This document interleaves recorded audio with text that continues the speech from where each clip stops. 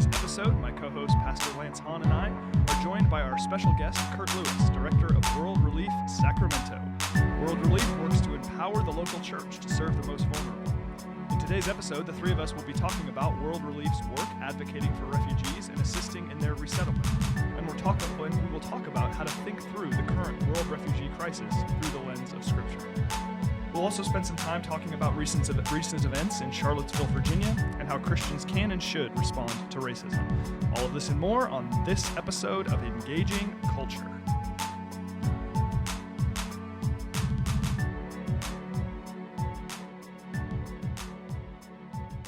All right, well, hello everybody. Welcome to this episode of Engaging Culture. I'm joined by Lance Hahn, freshly back from Uganda. Boom! Yeah. Boom. Whoa! My volume is crazy. Sorry about that.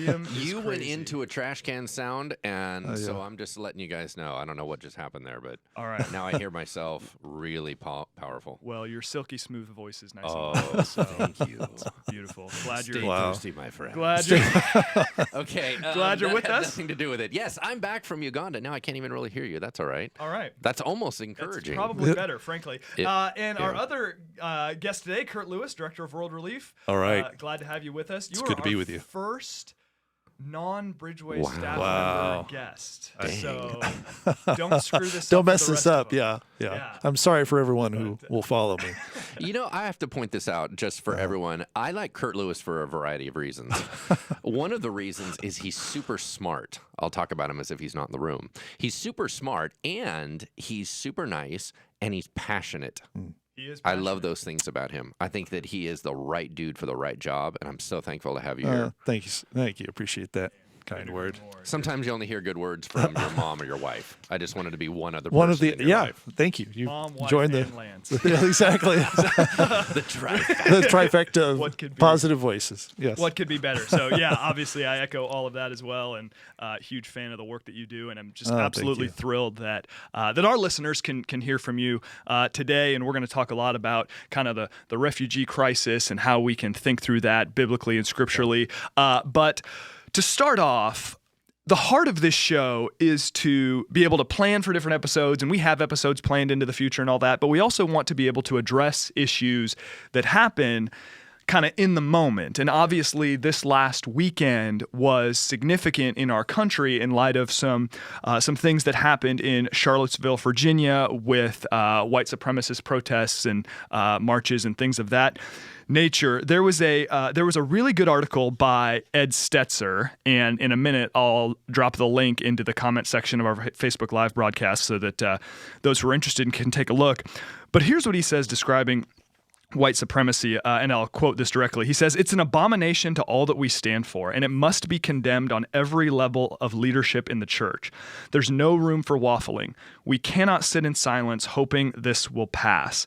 And from my observation, there seems like there's been an uptick in kind of overtly racist behavior recently. I'm not so naive as to think it didn't exist previously, but it seems like recently there's been an uptick. And the point of this discussion is not to assign blame or to even ask the question, okay, what figures do we blame for this or whatever? That's not the point. The question that I want to ask, and that I'd love to hear from the two of you, is how can and should the church respond to this sort of racism? Lance, we'll start with you. Why don't you go ahead? Yeah. Okay, now I'm going to try to sound intelligent by quoting from Albert Mohler, right? Because we had some articles that we were talking about that. And if you don't know who he is, he's smarter than all of us. All right, moving on. True. He said this: a claim of white superiority is not merely wrong and not merely deadly. It is a denial of the glory of God in creating humanity, every single human being in his image. A claim of racial superiority denies our common humanity, our common sinfulness, and our common salvation through faith in Christ, and God's purpose to create a common new humanity in Christ. You cannot preach the gospel of Jesus Christ and hold to any notion of racial superiority. It is impossible. Yep. Bam. So how do we need to respond? First of all, we need to be very clear that racial superiority is unacceptable in Scripture, in our lives, in our nation, or anywhere around us. And I think that probably right off the bat, if somebody clicks on the podcast or listening to this, they're going to be like, I thought you guys were talking about refugees. what does this have to do with white supremacy? And obviously, we'll get into that a little bit. But underlying so much of what we end up talking about in this nation, whether we get into immigration discussions or we get into refugee discussions or we get into a lot of the political things, the wall or this or that, or what does it mean to make America great again, that kind of concept, right? We end up getting into these things, and underlying an awful lot of it is racial superiority. Yeah. And I just, I want to go right from the get-go in condemnation of that. The idea of racial superiority is absolutely unacceptable. Yeah. And I think the church needs to be loud about it. And because there's not another side. I mean, there's another side into all the issues we're about to talk about. But when it comes to racial superiority, there's not another side that we need to debate about. Like going, well, you know what? Yeah, kind of God thinks there's racial superiority. No, he doesn't. Nope. So anyway, those are my initial thoughts. Kirt, what do you think? I was just thinking of the chapter from C.S. Lewis's classic work, Mere Christianity, his chapter on the great sin, or the greatest sin, being pride. Yeah. And it's interesting that you could almost summarize any attempt, that's the one thing that all three of us have in common is as well as everybody who's listened. We've all at times attempted to put ourselves in a position of superiority over somebody else.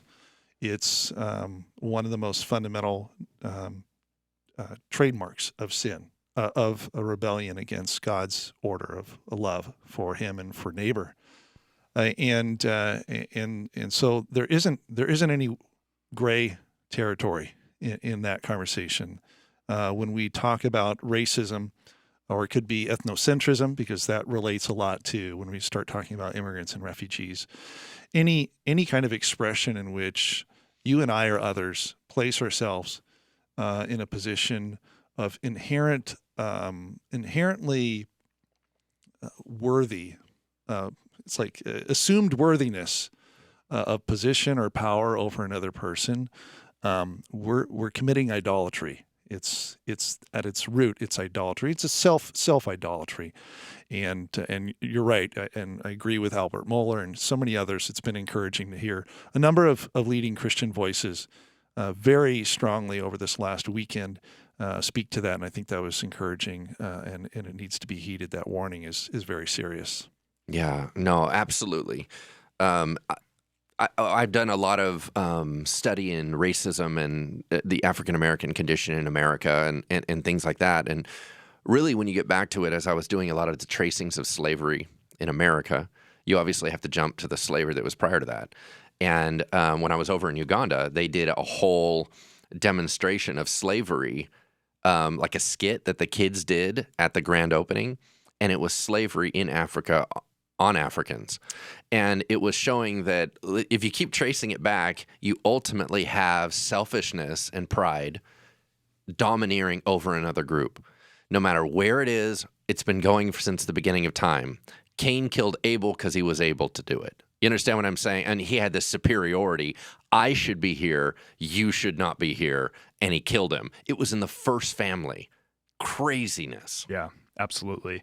You look at Scripture, particularly I think about the book of Revelation, and I saw some people posting about this online and everything, and it talks about every tribe, tongue, and nation, and how the notion of racial superiority is so against that, and that's the opposite of heaven. It is antithetical. I think one of you used that word. I mean, just the complete opposite of what heaven is going to be like, of what the kingdom is like, of what Jesus is seeking to build. And just like I think there are times, and this is interesting, we were joking about this before we came on, that here we are, three Caucasian guys talking about racism. But there's a sense in which... awkward, right? There's a sense in which if we're all Christ followers here, and when Christians are engaging in things that are completely contrary to the way of Jesus, we as Christians have a responsibility, and not that we need to be speaking up over every little thing, but when there's overt stuff, we need to say, hey, listen, this isn't Jesus. Like, this is not the way of Jesus. And I think as even though we're not white supremacists, obviously, I feel like almost as Caucasian men, we have a particular responsibility to speak out and say, this does not represent us. This does not represent certainly our faith. This doesn't represent our perspective. So people say, oh, well, this is happening. Lots of people are racist and all that. Why are we singling this out? And I'd say, well, because it's people that look like us, and we need to say, no, this is wrong. And I guess that's how I always want to be, is rather than saying, oh well, lots of other people are doing bad stuff too. Man, what's going on in people that are like us, and can we be a positive voice in the midst of that kind of negativity? When the guy from Verity Baptist Church in Sacramento launched that tirade against the LGBTQ community, Yep. and he was like, they should all be murdered and all that stuff. City Pastors Fellowship, our group of pastors, we all got together and we issued a statement because because the rest of the world who's not involved in it is looking over and going, seriously? Is that what all churches think? Yeah. And you had to clarify, no. I know that he had a title called pastor and he has a thing called a church, but his pastor and church is very different from the rest of us that are pastors of churches. He does not represent us, and we may look similar on the outside, but we are very, very different on the inside. So we had to issue out a public, clear statement, whoa, that guy's not with us. That is not in our camp. And so in the same way, I think with this, as white males, it does look a lot like us, and you have to go, oh, I understand on the outside, there's an awful lot of stuff that looks the same. We're just letting you know that does not represent us. That is not us. Mm-hmm. Yeah. Yeah. Yeah. I think I've always admired, one of the things I admire the most is when individuals have the ability to self-critique. And I think you can do that on an individual level, but you also need to do it on a community level. And you recognize different socioeconomic, racial groups that all of a sudden you realize I'm kind of a part of this group. Whether I was born into it, whatever happens, I'm a part of this group. Right. And then you start to reflect upon the complexities related to that.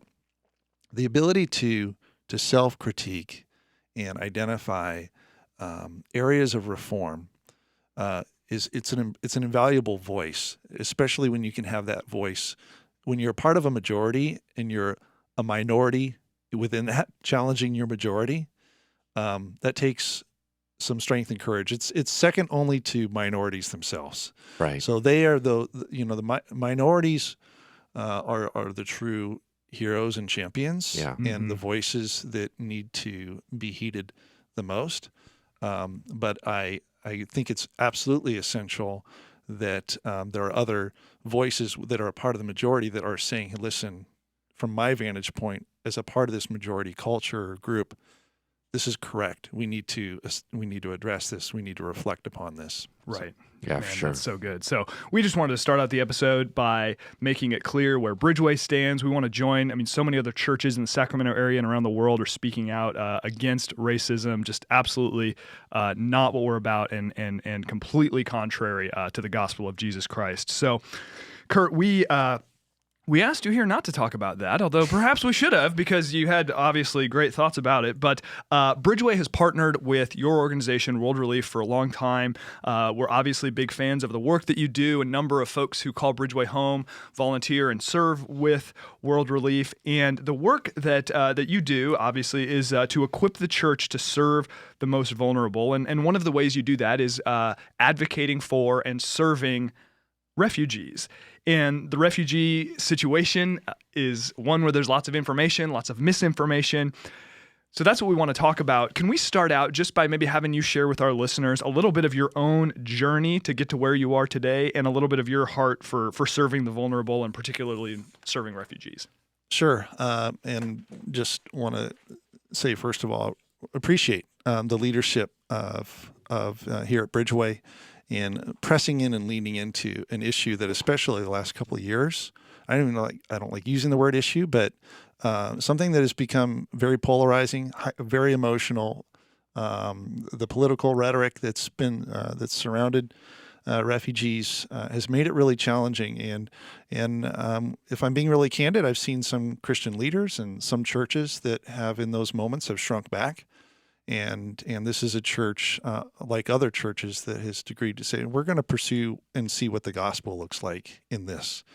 And so that's been really encouraging. Some of my own story, I don't have the first generation immigrant story. I tell people I grew up in the faraway land of Marin County, California, impoverished communities. Oh yes. And so I grew up in that context, kind of far away from much of the diversity and the multinational context that a lot of people are accustomed to. There was probably a couple of experiences as I was growing up. Where I grew up in San Rafael, I would often go with my dad down to the place they worked. My parents were group home managers for ladies with developmental disabilities, and we would drive through San Rafael, through a part of San Rafael called the Canal District, and see a lot of day laborers, a lot of individuals down in that. Here you have one of the most affluent counties in the nation. And in the midst of that context, out of the corner of my eyes, like I started to catch this glimpse of another world that existed amongst individuals who were not born here in the United States, but made their way here somehow. But I didn't really have much of a story. I didn't have much of an engagement with that community. Years later, after I graduated from high school, a friend of mine got me a job at a software manufacturer. And I remember getting a job, and this is also in Marin, and I was working on the assembly floor, and I get up there, and I'm fairly tall. You might see that, but I'm like Lance. I'm 6'4", and I get up there, and it's myself and probably about 25 Filipinos, all from Vallejo, all carpooling over to work on the second floor of the software manufacturer. And all first generation immigrants. And there's this completely different world that I was thrust into, very, very far away from my kind of suburban white, bubble that I was in. Mm-hmm. And I took that experience, and I went off to Bible college because I felt a call to go into ministry at that point, and went through that, graduated, came back to the Bay Area, and there I ended up serving as a youth pastor for 4 years. And then as I thought I was getting ready to go back to seminary, 9/11 took place. And long story short, I decided to join the service. I have a lot of family history in military service, and I felt, for a lot of the reasons that people did in that day and time, compelled, and I decided to enlist. And much to the displeasure of especially my mom, is like every mom would. Moms are a little protective. Mom's a little protective, and like, here's my son, the youth pastor, and now he's gonna. And then I joined a combat position of all things, and she's just almost. She was thrilled about that. We I'm sure. talked eventually, but it took a little while. No, she was great, but and the journey that would take me on. Within 6 months after completing basic, I was landing in Kuwait on a C5. Into this new world. And over the next several months, I would get more of an up close and personal experience with the realities of war and conflict, where a lot of uncomfortable grayness resides that makes it's difficult for people to understand when they're armchair quarterbacking the world from half a world away. That's so true. But I prefer just to do that. But yeah, I know I did it before, and then all of a sudden I realized some pretty profound lessons from that. So that really began a process that God ignited both a huge passion in my heart. It aligned greatly with my family upbringing. We've always had kind of a heart and eyes for the marginalized, the misplaced in this world, those that typically get shoved to the side. Mm-hmm. And so I was fortunate enough about 6.5 years ago that I saw an opening for a position at World Relief Sacramento, then as just a part-time church mobilizer. And God connected the dots and said, you have a love for the church. You think that God has a calling for the church to have a truly redemptive impact in this broken world. You have a passion for the marginalized, and you have you have some experiences in understanding the realities of war and conflict and people that have had to flee that. So all of those kind of came together into this, me being led in this direction. And then I'm just joined with some of you know them. I just got this amazing staff. They're just incredible, incredible people, including probably about a third of them that are refugees themselves. So and they're the true, heroes in the narrative and the story. Yeah, let me just clarify one thing real quick, and I need you to clarify it for me. I've heard a lot of powerful teachings on this, but you could probably get to the heart of it. What's the difference between a refugee and an immigrant? Yeah, so they're significantly different. They are. And probably the simplest way of identifying a difference between the two is that an immigrant, embarks on that journey of their own volition, usually out of economic or relational reasons to reunite with somebody. And there's avenues and there's stories with regards to that. They're incredibly important and an opportunity to engage in that in the future, I'm sure.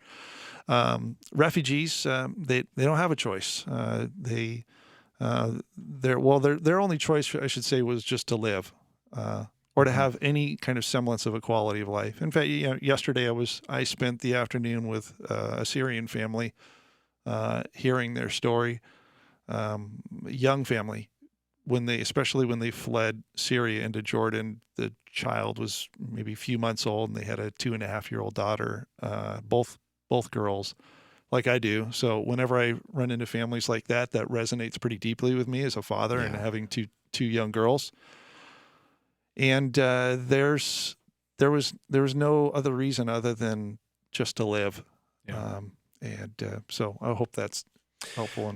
No, I think that's a huge clarification. We will be doing an upcoming podcast on immigration. Mm-hmm. So we're going to be having that as its own discussion. Obviously we're a bit more on the refugee side of things. Sure. Yeah. And I think that maybe one of the things that sparks. So I'm a defender of the underdog. Mm-hmm. That's kind of already my spirit. I've always been that way, and you are too, right? So yeah, it gets me in trouble sometimes because I can get pretty feisty about it. Yes. And then I have to realize, okay, wait, I'm not fighting these other group of people too. Right. Yeah. And that's the danger and the error that sometimes I can slip into as I become such a passionate advocate for the marginalized, for the misplaced, that I can dehumanize the people who either knowingly or unknowingly are affecting negatively that group's life. So I hear you. Yeah. For sure. And I think that one of the things that triggers us into this defensive mechanism is compassion for their current situation. So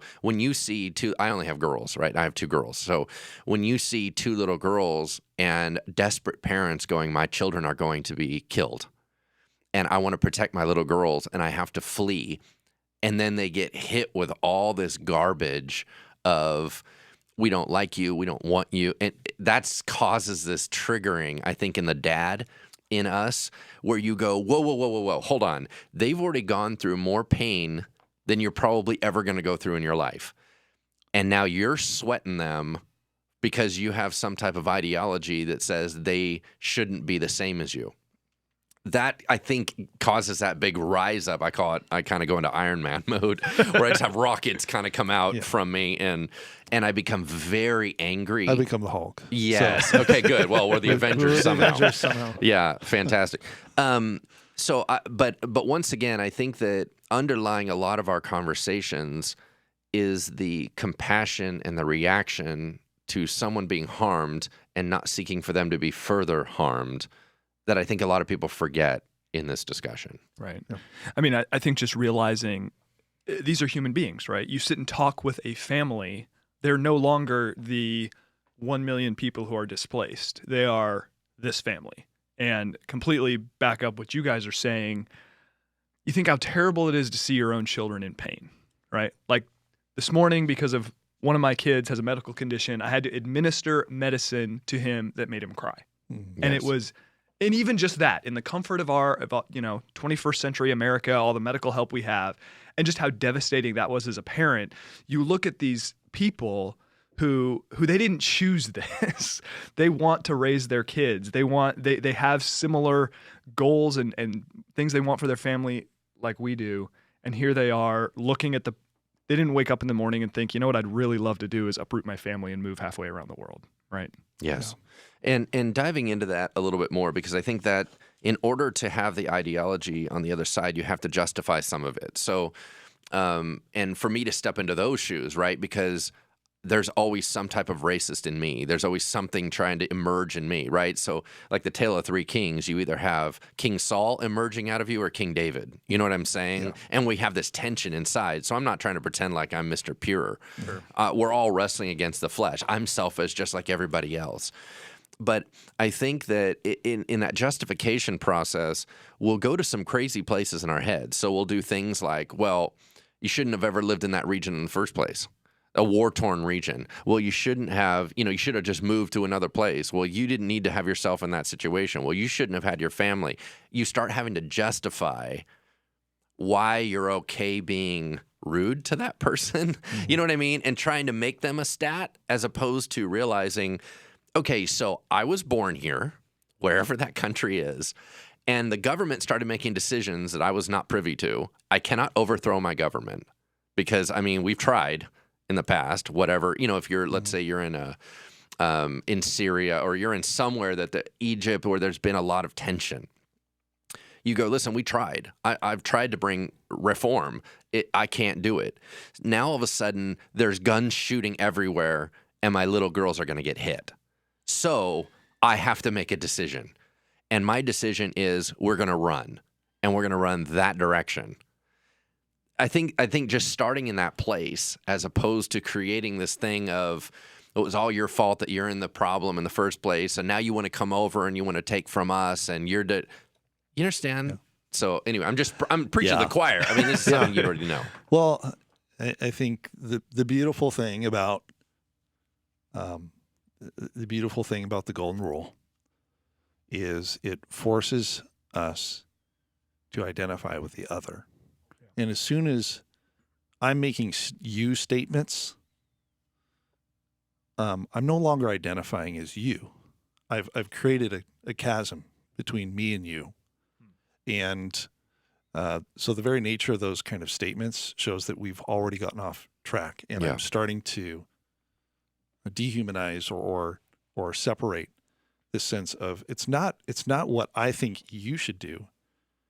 It's what do you think I would want in that situation? If I were in that situation, it's that process of identification with the other completely changes the paradigm by which we start to judge people as soon as we've now identified with them. And Kirt, let me add one other layer to that, because I think that should be that should be the bottom line of where we start from. I think there's another layer to it that I think that we have sometimes we make this problem or we make this mistake a lot with homeless discussions. We say, what would I want them to do for me in that situation? But things are not equal. So when you start talking about someone else's situation, especially like the homeless, you go, well, I would want an opportunity to get a job. And you go, well, that's because you're educated. Well, that's because you have a place to wash and brush your teeth. Well, that's because you have a mailbox in order to get the mail that you need to fill out the forms to get that job. Well, it's because you have, you know what I'm saying? So when we put ourselves and say, what would I want? Sometimes you go, in your privileged position, this is what you would want. They may not even have that. So let's even jump into their shoes and say, if I was them, what would I need? You know what I'm saying? Just dropping it one level deeper, because for a lot of us, we would say, well, I would just want some place, people start making up things like, I'd want a place that was much more normal to me, and I'd want to be back in the Middle East. And you're like, would you? Or would you pretty much go, I feel like everyone's shooting at me. I want to get as far away as possible. So, and I interface with a lot of Christians globally. In my work with World Relief, I'm also connected with a global network called the Refugee Highway Partnership, which is a network of Christian churches and organizations working with forcibly displaced peoples. And in many cases, we're also talking about fellow believers, fellow followers of Christ that are, some are making the decision to stay. Right. Some at their very own life. Some make the decision to leave. And there's no way that you and I, apart from that experience, can place ourselves No. in that No position and judge that decision. Yeah. No. But either way, what do we know? We do know that there's a very, very clear biblical mandate when it comes to those individuals who are sojourners in our midst, and that's so undeniable, and so critical to actually us being in a position where God would receive our worship and our prayers. Yeah. That hopefully these would be the things that we would major on first. Right.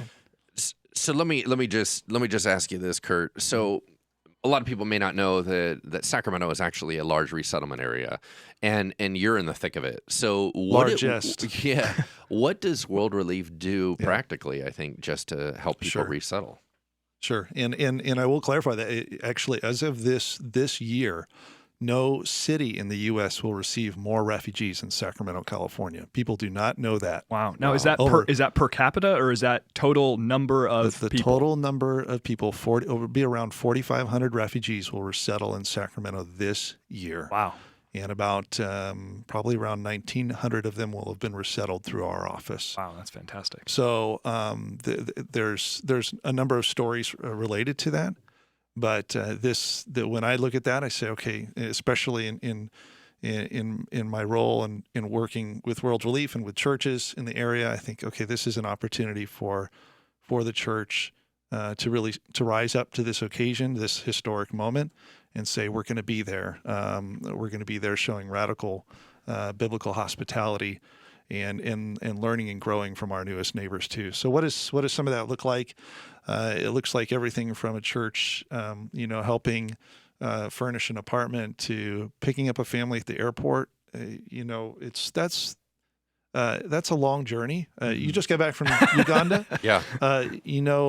Traveling from halfway across the world is exhausting when you do that with kids, and then you realize that this is at the end of a journey along the refugee highway, that this individual and this family is finally realizing, I think we're in a safe place now.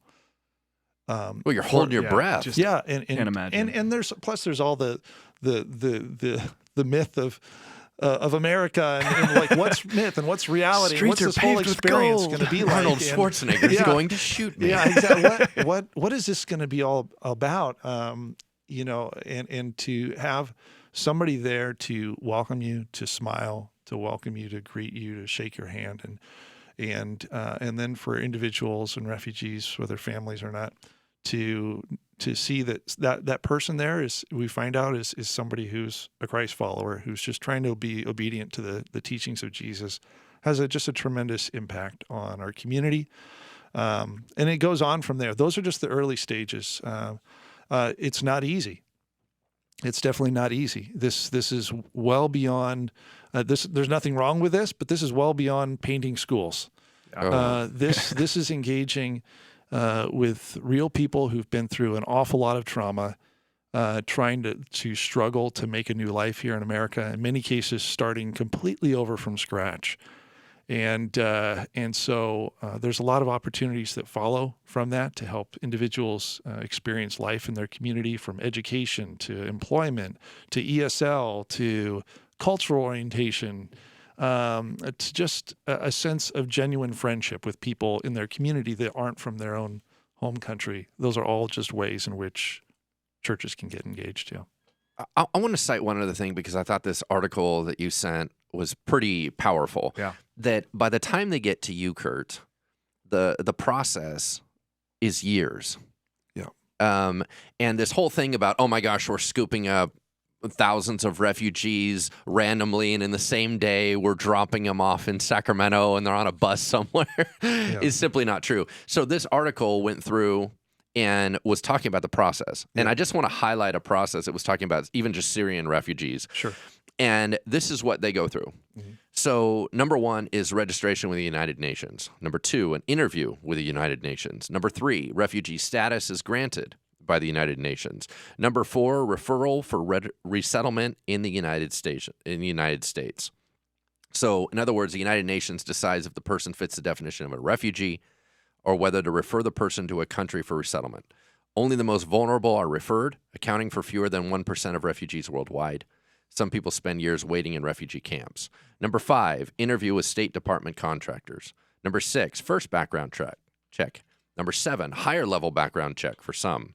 8, another background check. In other words, the refugee's name is run through law enforcement and intelligence databases for terrorist or criminal history. Some go through a higher level clearance before they can continue. A third background check was introduced in 2008 for Iraqis, but is now expanded to all refugees ages 14 to 65. Number 9, first fingerprint screening, photo taken. 10, second fingerprint screening. 11, third fingerprint screening. And they're run against Homeland Security databases through the FBI, all watch list information, past immigration encounters, any prior applications for any embassies, and they're collected against the Defense Department. Number 12, case reviewed at United Nations Immigration Headquarters. Number 13, some cases reviewed for additional things. There's 2 more steps for Syrians. Number 14, extensive in-person interview with Homeland Security officer. Number 15, Homeland Security approval is required. 16, screening for contagious diseases. 17, cultural orientation class. 18, matched with an American resettlement agency. 19, multi-agency security check before leaving for the United States. 20, final security check at the American airport. Oh, and then they see you. Yeah. Yeah, it's a bit of a process. And for those who are interested, the article that Lance quoted from on our Facebook Live broadcast, we put a link to that article in the comments section. It's an incredibly extensive process. And the notion that our refugee acceptance program is broken or needs to become more secure, I'm not totally sure where that comes from, but that's a very difficult position to justify. Yeah, I mean, probably the number one statistic, and we're kind of getting into statistics, and there's a lot of stories surrounding it, but it is pretty profound. First of all, I would say if you're looking for a perfect system for anything, just, I don't know, don't leave your house, don't go anywhere, don't do anything. Yeah, your house is still broken. Yeah, your house is still, this side of life, it isn't going to happen. So, but we think that, a reasonable amount of concern for security is not mutually, that and compassion, they're not mutually exclusive. Sure. And so then we look at the history of the refugee admissions program, and specifically since 1980, that no U.S. citizen has died in the United States at the hands of a formerly resettled refugee carrying out a terrorist attack on domestic soil. That's encompassing about 3.3 million people. So that's a pretty amazing track record. Now, I can address fears like that. Now, that's almost 40 years ago. That's almost 40 years ago. So that's a pretty tremendous record. Now, I sometimes we can talk about those things. I always like to push back on it as well, because, of course, we as followers of Christ, I always tell people, safety is not the operative principle in the gospel. Yeah. If it was, then there would have never been an incarnation, and we would have never had a Savior who died on a cross. And he actually pretty explicitly tells us that he's calling us to a similar ministry, right. A similar calling. He even invites us to take up our crosses and follow him. So if we're looking for, especially from a standpoint of our Christian faith, if we're looking for a safe faith, this is the wrong one for you. You need to move on to something else, Right. Something probably more materialistic or what have you out there. And in all of this kind of, now, one of the things that I know that we like to share is in some of the things that we've talked about, hit on this, is how do I go through a process of understanding? Because it's a very difficult, emotional issue.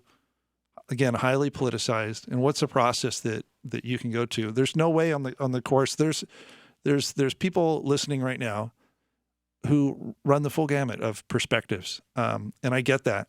And I probably even want to say it's important that my perspective be willing to be challenged and to grow, just as much as the listener to this and the three of us, the three of us here in this room. Yeah. However, I think that there's some things that we can all agree to that will help us get to that goal of wanting to honor Christ in our lives.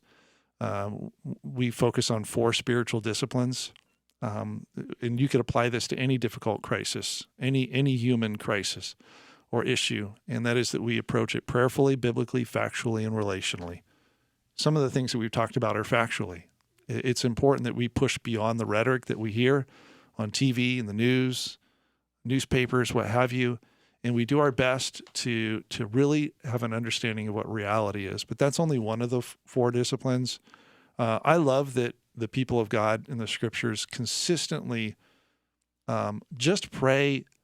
I call it the clueless prayer. It's God, we don't know what to do. You see it happen throughout. They do it collectively and individually. I don't know what's going on. I don't know what to do. Just show me. And I think if we can always at least start from that place and with a genuine heart of openness, like, okay, God, I don't know. I have all these fears, all of these emotions. I'm hearing these conflicting messages about refugees. I care about the safety of my family too, and I care about them too. But I'm confused. All this. Let's at least agree to pray for God's direction. Secondly, biblically, what does the scriptures have to say? And we often refer to the Bible. The Bible's been referred to before as the Immigrant's Handbook. When you think about it, it's latent throughout all of scriptures is the journeying of God's people and how that results in the redemptive story and God coming is an act of immigration in and of itself, the incarnation. So understanding the scriptures, the factually, but then the last one is in my opinion, is the most important. That's relationally. No individual, no follower of Jesus will ever form a Christ-honoring response to a difficult issue without having a personal relationship with whoever that issue is talking about. Yeah. In this case, refugees. You mentioned homeless. You could talk about at-risk youth. You can talk about racism. Like if you don't have personal relationships and a listening posture in those relationships to those groups, you're never going to form a Christ-honoring response. So just for the people who are listening to this broadcast, you might be at a different place. You might have a different understanding than even some of the things you've heard on here. I want to invite you to walk through that kind of process here at Bridgeway or whatever church that you're participating in. If you're a pastor, I think it's a great process to walk this through with your congregation. And I think that as we do that in humility, we're going to end up in a place that's far more likely to honor Christ and his commandments and his heart for us as a people of God. It's so interesting to me, and I love that process. It's so interesting to me how much gets lost when we remove the relational component. That all of a sudden, if you are just a person on a screen whose Facebook profile I'm looking at, or if you're just somebody talked about in a news story or spoken of positively or negatively in an opinion piece, I can form all of these very narrow opinions of you that completely failed to take into account kind of the totality of your existence and all of the challenges you face and the places that we might be similar and the ways that you might have come to your point of view or the values you actually hold versus the values I've been told that you hold. And it's easy to come to these conclusions based on reading the news, based on kind of living in our own echo chambers. And I suspect that the reason that a lot of us don't listen, and I admit, I've got so much room to grow in this area, that it's just hard. It's hard to sit with those who are different than us, to humanize them, to kind of step off of these pedestals of superiority we create for ourselves, to just listen to somebody, to recognize the image of God in them and seek to understand them where they are. I think that's a hard thing to do.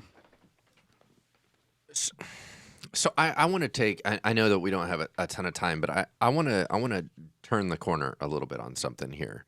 To be fair, because one of the things about my personality that is both a blessing and a curse is that I split hairs. I see things in into categories. I'm not a broad stroke guy. I'm not a stereotype guy. I'm not a everybody's this guy. Everybody's in little tiny niche categories. Everyone's very unique.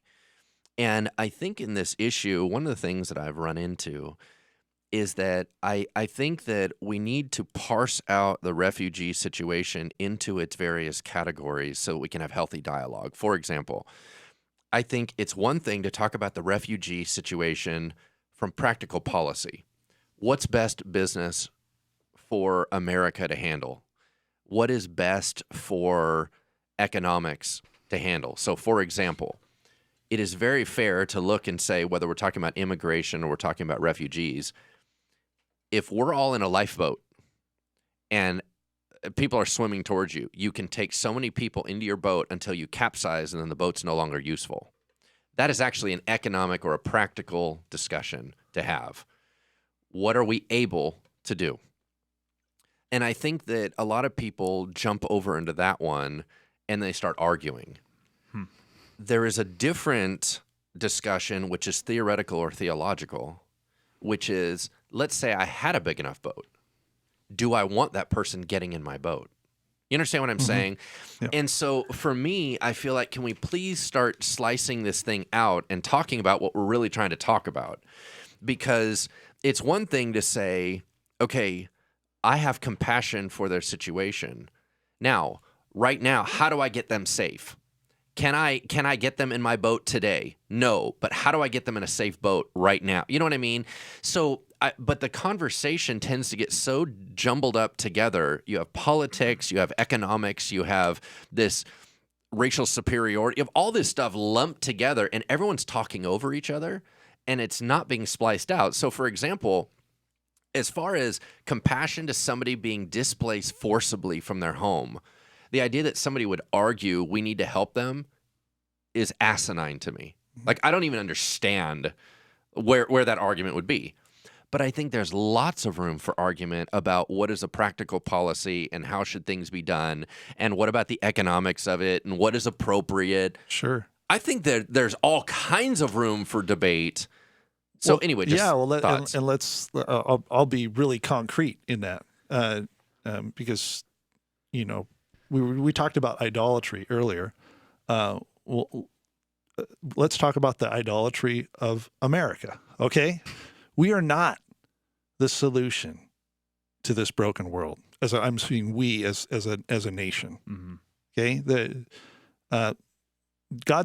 Jesus speaks about the church, his people, followers of Jesus, who are exemplifying love of God and love of neighbor, being a city on a hill. But that's who he's talking about there. And so when we even talk about the global refugee crisis, and we talk about 65 million people displaced and 20 plus million that fled their country, it very clearly the solution the solution for all 21.3 million individuals is not going to be they all need to come to America. Everyone in Sacramento. We are the solution for everything. That's idolatry in and of itself, and it's impractical. So I really appreciate. I think that's an excellent. If at first we can at least check our hearts, and get our hearts in the right place, right, then we can have rational conversation about, okay, what's the best way to address this very profound, urgent need. And in some cases, that'll be stabilizing people where they're at. In some cases, that'll be doing some serious gut checks and looking at kind of our historical foreign policies and how that might be impacting the stability of regions. Like those are all important conversations. In some individuals, this opportunity to come to the United States or to go to other countries is going to be the life-saving opportunity that they need. And we can have those conversations, but especially as followers of Christ and the Scriptures, let's make sure that our hearts are very clear on this in terms of God's heart for those who are uniquely vulnerable, including refugees. I mean, you talked earlier about safety and how as Christ followers, safety is not our highest goal. We're not anti-safety. We're not into being recklessly dangerous or anything like that. And desiring the safety of your family is perfectly fine. I desire the safety of mine, of course. Yeah. But I do think that question of heart and heart motivation is so important because it helps us to clarify what values are we bringing to this conversation. And if the value is I want to love my neighbor as myself, my value is I want to elevate the importance of the vulnerable, then we can approach this complex issue saying, okay, I'm willing to sacrifice personally. I want to be a part of the solution, whether that's here, whether that's something overseas, whether that's figuring out a way to keep them where they are. And to your point, Lance, I think that the lifeboat analogy is important because those who would say we either keep everyone off or invite everyone in, I mean, that's doing what we so often do with these incredibly complex issues, which is we try to turn them into all or nothing. But I do think the heart as Christ followers, and not just to say, oh, my heart's in the right place, so I don't have to do anything, but allowing our heart to be driven by, I'm not driven by my own sense of superiority or entitlement. I'm not driven by preserving safety at all costs, but I'm driven by God is with the vulnerable. God is with the refugee and the sojourner. How can I leverage whatever influence and resources I have to seek to be a part of that solution? And so I want to ask you one other thing, Kirt, is that when it comes to refugee resettlement, there's tons of fear. One of the biggest things that I've heard from folks, as I just in my own personal advocacy have advocated for greater refugee resettlement in the United States, is I hear a lot of fear in people. And when someone's afraid, I don't want to just tell them, hey, don't be afraid. I want to acknowledge the reality of their fear, but at the same time, all of us have fears that are maybe not as based in fact as they could be. So what would you say to somebody who says, okay, listen, I want to help, I have a heart for these people, but I'm afraid, I hear things in the news, this and that. What would you say to a person like that? I would, again, I'd probably go back to those disciplines, and especially that last one. Push past the they and those to meet real people and let that inform. I understand fear. As I mentioned, part of my journey was spending a couple of years in the Army, and I did a tour of duty in Iraq in 2003. And I can remember very, very clearly one of the first nights of the opening of that conflict, and several Scud missiles were shot down immediately over our camp in the middle of the night. Let me tell you, that'll wake you up. And remembering, just sitting there is it's going to land on me. Is this, I've experienced like physical fear before of like this. My life is literally in danger. Now, when you're in those kind of situations, or you're in other situations, it's not life-threatening fear, but maybe it's fear to a place of emotional safety. We always have to temper that with wisdom and with the scriptures and with personal relationship. And so, if we can commit to that, that's probably the best step that an individual can take. If they're starting to feel fear it's very natural. I couldn't say in that moment that like, stop it, don't be afraid. What's wrong with you? That's foolish. Yeah, doesn't work. No, the question is how do I respond now in a place of fear? I think this is profound because, again, going back to the life of Christ, and you think of that moment the night before, I think his prayers expressed fears. Oh, yeah. Think about that. Jesus was afraid. Yes. What genuine human being would not have been afraid, knowing that I'm about to be executed in one of the most horrific ways possible? Yeah. So, but there was something that he decided to do in the midst of that fear. He prayed out to God, the Father, right? In this mysterious way that happens. He recognizes the unique will of God, and I'm going to commit myself to this because I know that as I commit myself to that which is good, even through pain and suffering, it's going to accomplish something better than had I never left in that place, had I stayed in that place of fear and not sacrificed. Yeah. So I think those are the kind of, we need to maybe just look back to the author of our faith, right? And just look to that example and say, okay, this is where I need to start. Now let me take the next steps and see where that leads me. So you jumped right into the subject that I was really was weighing on my heart all this time. Is I believe that whenever fear is present, you have to shift into wisdom mode. So wisdom is taking information, looking at the big picture. You're looking at something that is larger, right? You're taking God into account. Like for us, fear the Lord is the beginning of wisdom. So it's knowing He's there. So that restructures every conversation. But I think that part of what we have to ask is, what are we afraid of losing? What is the fear about? So a lot of times we immediately jump and we go, I'm afraid that a terrorist is going to get through. Okay, and so you're going, I'm afraid thousands of people are going to get bombed and we're going to have a 9/11 all over again. That's one type of fear. The other one, when you start digging under it, is there a fear of going, you may take my job? Is there a fear of, you may make me have less money? Is the fear of, you may disrupt my status quo? I may have different looking people walking through my neighborhood, and I don't know if I want that. When you start naming out what are the fears and then laying them out before the Lord, we have a security team here at church. I have a security team that follows me around. Does that mean I don't trust the Lord, or does that mean I'm using wisdom? Because here's the thing, we're also making decisions for other people. It's one thing for you to go, man, for me and my family, hey, Lord, whatever, if we all get murdered, that's cool. Okay, if you're the one watching the gate, you understand? Hopefully you're not on my security team, right? Not the perspective we need because there. that's not very effective for me. So you're making a decision for other people, and you're going, what if they're not ready to sacrifice? They're not at that place. You're allowing in their opinion, danger. So I want to just zero in on one element, and then I'll try to go quiet, which is very hard for me. But the number one concern that I have found is that the refugees is an open door for Islamist extremists to get through, or just straight Muslims at all.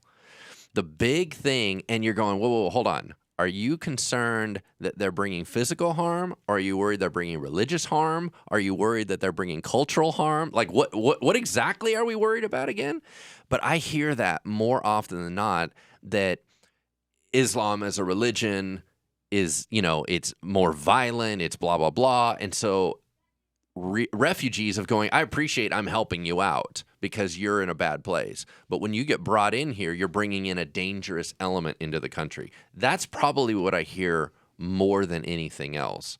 So just wanted to hear your thoughts on that. Well, there's another way of looking at that. I know we're running short on time, but we often return to the parable of the Good Samaritan. And I don't know if you've read or not, but there's a really fantastic version of that's come out, a retelling of it. It's called The Parable of the Good Muslim. Because I think that we need to think in terms of discipleship. So when the process of me learning to follow Jesus more closely, and we typically, especially kind of in evangelical culture in America, we think of the other people outside of us, they're the objects of our discipleship. Like they're the individuals that we get to test out what following Jesus looks like. We rarely think in terms of that this individual is not, they're not there to oppose, but they're there to actually model and teach me what it means to follow Jesus. And if you understand the parable of the Good Samaritan, Jesus was actually saying that somebody who was outside of their community was actually instructing them on how to love Jesus. So I say this at times, and I do this to kind of jolt people a little bit, but that is that the American church needs Muslims to teach them how to follow Jesus. And I don't mean that in the sense of like, they're there for us to practice following Jesus. It's like, no, some of them are following Jesus better than we are. And so when I have good friends who are Muslim refugees here in Sacramento, I guarantee you they are teaching me almost every day how to follow Jesus better than sometimes I learn on Sunday mornings or around my other fellow Christians. So let's not think in terms of the others being oppositional. Jesus in that parable is actually teaching us that we need them in order to learn how we can follow Jesus better. Yeah, that's good. That is powerful. Wow. Great stuff. You guys are both really smart, especially you, Kirt. I knew that was coming. Just so we're clear. Gosh, this has been such a great conversation. Just so thrilled, Kirt, to be able to have had you on, and so grateful for your wisdom. If folks are interested in learning more about World Relief, or they want to follow you online or learn more about what you do, what are some ways that they can learn about World Relief or get a hold of you or all that stuff? Give us the commercial. Website is the worldreliefsacramento.org. If you want to learn more about World Relief more broadly, it's just worldrelief.org. There's some great avenues, and if you're here at Bridgeway, there's individuals who are already engaged, and I'm trying to remember the church coordinator for Bridgeway, but I'm blanking on that. But if you're not part of Bridgeway, just contact us, reach out to us, and find a way for us to begin a conversation with you. There's also sometimes you write articles as well, just out of your own heart, and sometimes people need to hear that perspective. So is there also a way that they can follow probably you just on Facebook? finding me on Facebook, and I do, whether it's something I write or it's something I find that I think it's important. I think it's a great way to hopefully I'm just kind of stirring the pot a little bit and getting you to think a little bit more about. But you spell your name wrong. I do. So, It's True. K-I-R-T. We do need to clarify. Okay, there we Lewis, go. and so Kirt Lewis, and you can just look me up on Facebook, and I'd be glad to friend you and follow me along, and I'll follow you too. So Hey, all right. Thank Very you, good. guys. Great, fantastic. Well, hey, thanks guys for the time. Thank you to all of you for listening. We will be back with you in 2 weeks for the next episode of Engaging Culture. Bye-bye. Thank you for listening to Engaging Culture, a podcast by Bridgeway Christian Church. If you enjoyed the show, please consider subscribing and leaving a review on iTunes. Thank you so much for listening. Music is used under the Creative Commons license and is provided by Dexter Britton. Blackbird singing in the dead of night.